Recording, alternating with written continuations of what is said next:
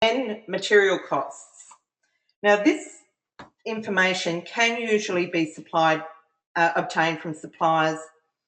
I don't worry about negotiating prices at this stage. We're just making sure that we've covered everything. There's a lot to do in a short amount of time. Once you've purchased property, then you can start fine-tuning your budget. So always try and go along afterwards and pull it back, so negotiate the prices down. But for this scenario, you need to have everything covered. Now, so the types of materials that you would supply yourself are things like the sanitary ware for bathrooms, like the bath, the tapware, that type of thing. But you would have the plumber supply all the in-wall and in-floor materials. And that's certainly how I do it, and it seems to be the easiest way to deal with it. And with the things like wall framing, like I'm expecting that certainly in the first couple of projects you wouldn't have a lot of wall framing to be doing. You'd be doing fairly simple renovations. But I tend to think that unless you're really up to speed with it, that you're probably better to have the tradesman actually supply it. In actual fact, you can get a builder to quote on the whole lot, but you probably just need to have used that builder prior to that. I would be concerned about having someone take on your project, when time is of the essence and it's someone that you haven't used before. So if you're going to use a builder, it needs to be someone that you've used on some other work. I usually try them on smaller jobs before I put them on something where I need to really rely on them. Okay, so the next thing, so we've got trades and we've got costs or materials, and then the next thing we need are additional costs. Now, I'm working on a simple renovation where it's predominantly cosmetic, maybe with some minor, moving around of non-load bearing walls. Now, you also need to be careful that you factor in enough money for rubbish removal. It really adds up. We try and recycle, sell and give away as much as possible, but it still does add up. I think on our job, Gumbalanya job, we spent around about $5,000 on rubbish removal. While you may not need council approval, you may still need a permit for trees, for removal of a tree, or swimming pool certification. So that's something else that you need to allow for. Tree removal is another cost, or even just pruning trees, like pruning hedges and trees, quite expensive. Also, any design help, like a colour consultant or a landscape designer. If your renovation does require structural work, then you'll need to factor in the cost of a DA, private certifiers fees. And along with that, you have other costs like long service leave levy. I'm just mentioning them. I don't expect you to take this in. I just want to, give you some idea of the hidden costs. Water board fees, BASICS fees, architect, engineer, and so on. Okay, so once you've got all your costs into your little spreadsheet, the next thing you need to do is prepare a program. Now, this is what a building program looks like, and once this determines the duration of your renovation. Once again, you can fine-tune once you've purchased the property, but you want to get a bit of a feel for the amount of time that it's going to take you to do, because that's going to impact your holding costs. The program can be done manually, but you can also use a software such as Microsoft Project, or there are a couple of programming apps as well. When you're putting together your program, think about the workflow. Demolition's always first, and then if you have any plumbing or electrical work, they come next before you start rebuilding and wall framing and moving on to the more of the finishing trades. think about the areas that you can have running concurrently to reduce the time frame. So this is one single line, but if you were doing a cosmetic renovation, you would be having inside and outside going at the same time. In actual fact, you'd have you'd have more than one area of work going inside to just to keep it moving along. I think that's probably so. I guess if you're starting out and you've not done this before, you need to rely pretty heavily on your trades to help you with this. They will tell you how long they need, what sort of space they need, so you're not cramping them. They need to be a bit flexible as far as working around one another, but you can't have like you can't have the plumber and the tiler in the bathroom at the same time. When the tiler's there, nobody else can be there. So things like that to, so that they can actually get their job done. I'm just going to rely on you to ask me questions if I'm skipping over anything that I haven't explained well enough.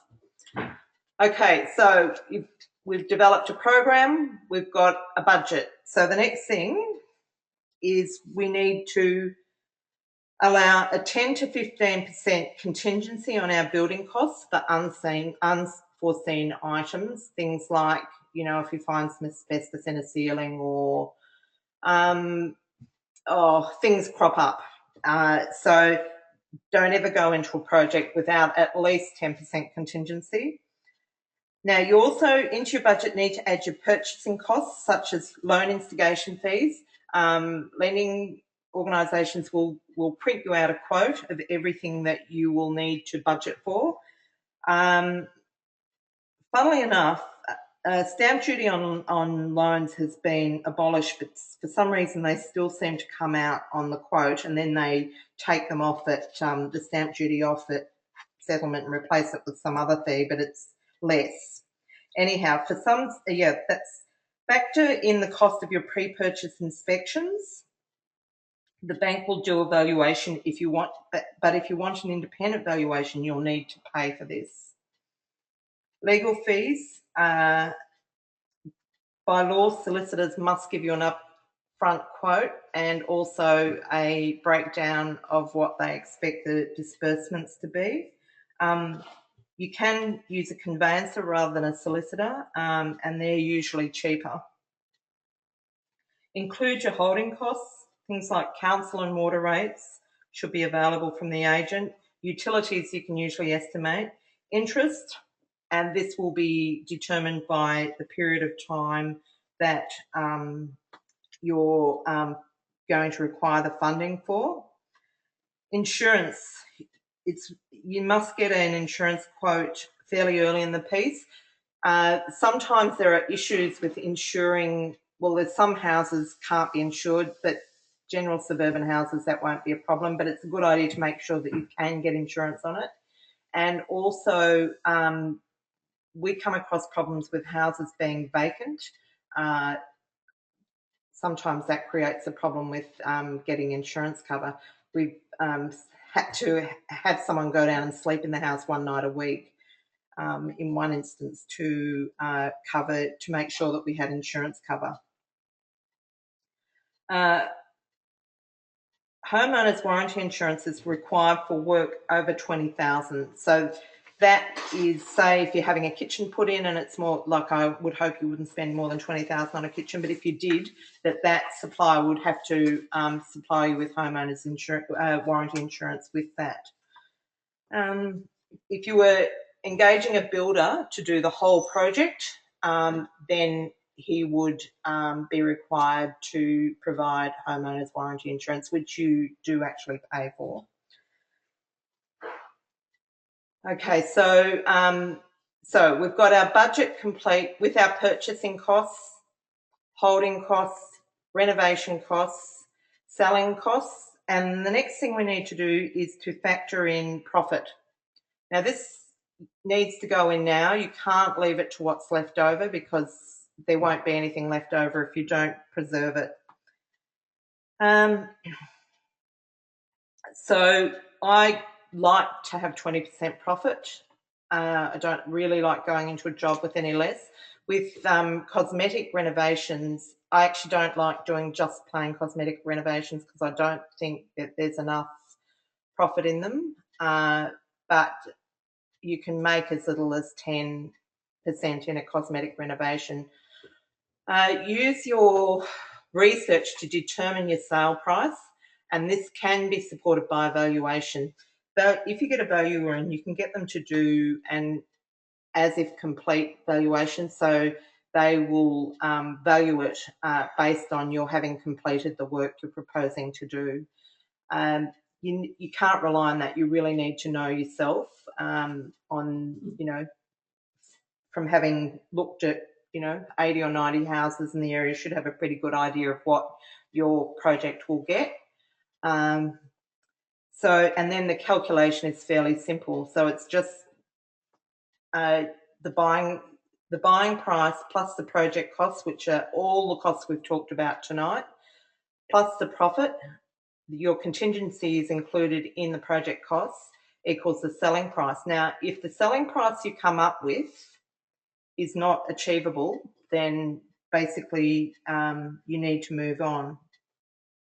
If it is achievable, then it's time to move on to the next stage and start working on the actual offer. But there's a lot of work to do to get to this point, but it really reduces your risk because you're going in with your eyes wide open. And the other thing, don't rely on capital growth. If there's capital growth, that's a bonus, but it's safer to just assume that it's going to remain the same value. And with you should be able to do a cosmetic renovation plus a small amount of rework of the floor plan in less than 3 months, probably 8 weeks to 12 weeks max. But in saying that, just make sure that you do allow enough time. Actually, something I didn't talk about was I must have put that in a bit later on, was the time to sell and settle. So we allow 6 weeks marketing and 6 weeks settlement time, and you need to factor your interest in for that period of time. So once you've done this a few times, you get a feel for what things cost and you're able to estimate more accurately. But until that time, you really must go through this process.